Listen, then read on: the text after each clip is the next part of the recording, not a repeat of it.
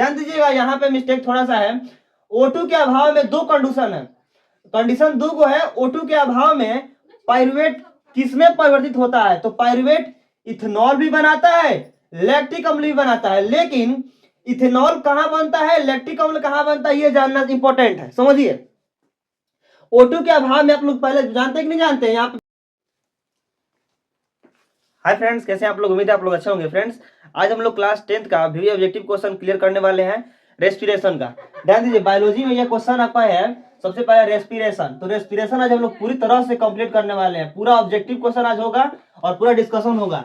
आज ये विचार है, फिर अभी हम एड करके ऐसे करके हम मतलब पूरा क्वेश्चन आज डिस्कशन करने वाले हैं, ताकि आपके एग्जाम में एक भी क्वेश्चन ना छूटे रेस्पिरेशन से, श्वसन से। ठीक है, चलिए पहला क्वेश्चन है आपका, इनमें से किसका उपयोग कोशिका द्वारा ऊर्जा उत्पादन के लिए किया जाता है? तो ऊर्जा उत्पादन के लिए आपका होता है कार्बोहाइड्रेट। कार्बोहाइड्रेट खाइएगा ऊर्जा मिलेगा, वसा खाइएगा ऊर्जा मिलेगा, है ना। ये दो से ऊर्जा मिलता है, तो उसमें कार्बोहाइड्रेट किससे मिलता है? तो यार ध्यान दीजिए, एमिनो अम्ल या वसा या ग्लूकोज या सुक्रोज। तो इसका आंसर करेक्ट हो जाएगा ग्लूकोज। ठीक है, ग्लूकोज। जो कुछ भी हम खाते हैं वो हमारा क्या होता है? ग्लूकोज होता है। चाहे रोटी हो चाहे चावल हो, मतलब जो कुछ भी खाते हैं वो ग्लूकोज होता है। तो ग्लूकोज के मदद से ग्लूकोज का क्या होता है? श्वसन की क्रिया द्वारा ग्लूकोज का विघटन होता है, जिसके फलस्वरूप है ऊर्जा मिलती है। ठीक है, चलिए पौधों में किस क्रिया द्वारा O2 कोशिकाओं तक पहुंचाया जाता है? O2 है ना, ऑक्सीजन का। आप लोग समझ रहे हैं कि पौधों में गैसों का आदान प्रदान किसके कारण होता है? आप लोग जानते होंगे, विसरण द्वारा, है ना।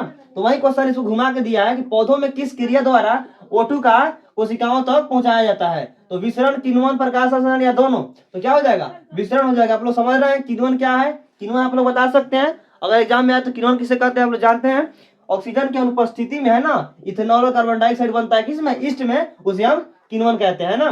चलिए नेक्स्ट क्वेश्चन है तीसरा, मनुष्य के ट्रैकिया में क्या पाया जाता है? ट्रैकिया जानते हैं आप लोग, एक रेस्पिरेटरी सिस्टम का एक पार्ट है, ऑर्गन्स है। ध्यान दीजिए, वैसे ही तो यहाँ पे क्वेश्चन दिया है कि मनुष्य के ट्रैकिया में क्या पाया जाता है? तो उपास्थि के बने पूर्ण या अपूर्ण बलय? तो उपास्थि के अपूर्ण बलय पाए जाते हैं।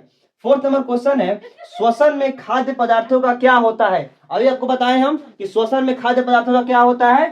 संश्लेषण होता है कि दहन होता है कि विघटन या परिवर्तन? तो क्या होता है? विघटन होता है, टूटता है। श्वसन के माध्यम से खाद्य पदार्थ टूटते हैं, है ना, तो हमें ऊर्जा मिलती है। तो ये चार। नेक्स्ट आइए आप,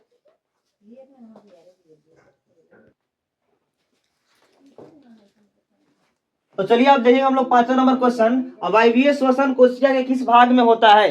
तो बताइए अवायवीय श्वसन कोशिका किस भाग में होता है? हम लोग पढ़े थे कि वायवीय श्वसन पहले कोशिका द्रव में होगा, फिर माइटोकॉन्ड्रिया में होता है, लेकिन अवायवीय श्वसन का दोनों प्रक्रिया ही किसमें होता है? कोशिका द्रव में होता है। चलिए क्वेश्चन नंबर 6 देखेंगे, मनुष्यों में सांस लेने तथा छोड़ने की प्रक्रिया को क्या कहते हैं?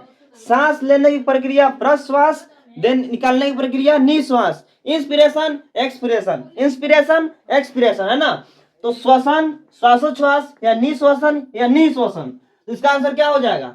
इंस्पिरेशन एक्सपिरेशन, है ना। तो क्या हो जाएगा? मनुष्यों में सांस लेने तथा छोड़ने की प्रक्रिया श्वासोच्छ्वास, है ना। चलिए 7 नंबर ध्यान दीजिएगा, श्वसन होता है क्या?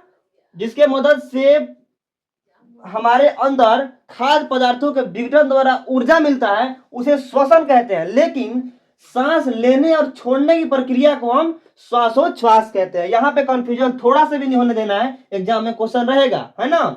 7 नंबर देखिए, O2 के अभाव में पाइरुवेट किसमें परिवर्तित होता है? लैक्टिक अम्ल, इथेनॉल, साइट्रिक अम्ल, ऑल? ध्यान दीजिएगा, यहाँ पे मिस्टेक थोड़ा सा है। O2 के अभाव में दो कंडीशन है, कंडीशन दो को है। O2 के अभाव में पाइरुवेट किसमें परिवर्तित होता है? तो पाइरुवेट इथेनॉल भी बनाता है, लैक्टिक अम्ल भी बनाता है, लेकिन इथेनॉल कहां बनता है, लैक्टिक अम्ल कहां बनता है, ये जानना इंपॉर्टेंट है, समझिए। O2 के अभाव में आप लोग पहले जानते कि नहीं जानते? यहाँ पे पाइरुवेट था, वो टूटा था, तो इधर भी टूटा था, ईस्ट में था, इधर टूटा था माइटोकॉन्ड्रिया के हेल्प से ऑक्सीजन की उपस्थिति में, और इधर था ऑक्सीजन की अनुपस्थिति में क्या बना था हमारा? इधर बना था लैक्टिक अम्ल, उधर बना था इथेनॉल और कार्बन डाइऑक्साइड। तो जब भी अगर ईस्ट में पूछेगा, यहाँ पे अगर पाइरुवेट किसमें परिवर्तित होता है, अगर यहाँ पे ईस्ट में पूछेगा, ईस्ट में पूछा तो इथेनॉल मारेंगे। अगर जीव में पूछ रहा है तो क्या मारेंगे? जीव में पूछ रहा है तो मारेंगे लैक्टिक अम्ल। ठीक है, समझिए यहाँ पे ध्यान से। अगर O2 के अभाव में पाइरुवेट जीवों में किसमें परिवर्तित होता है, तब लैक्टिक अम्ल, जिसकी वजह से हमें दर्द महसूस होता है, दर्द फीलिंग्स होती है। अगर पूछ रहा है कि ईस्ट में किसमें परिवर्तित होता है, तो अब इथेनॉल और प्लस CO2 में परिवर्तित होता है।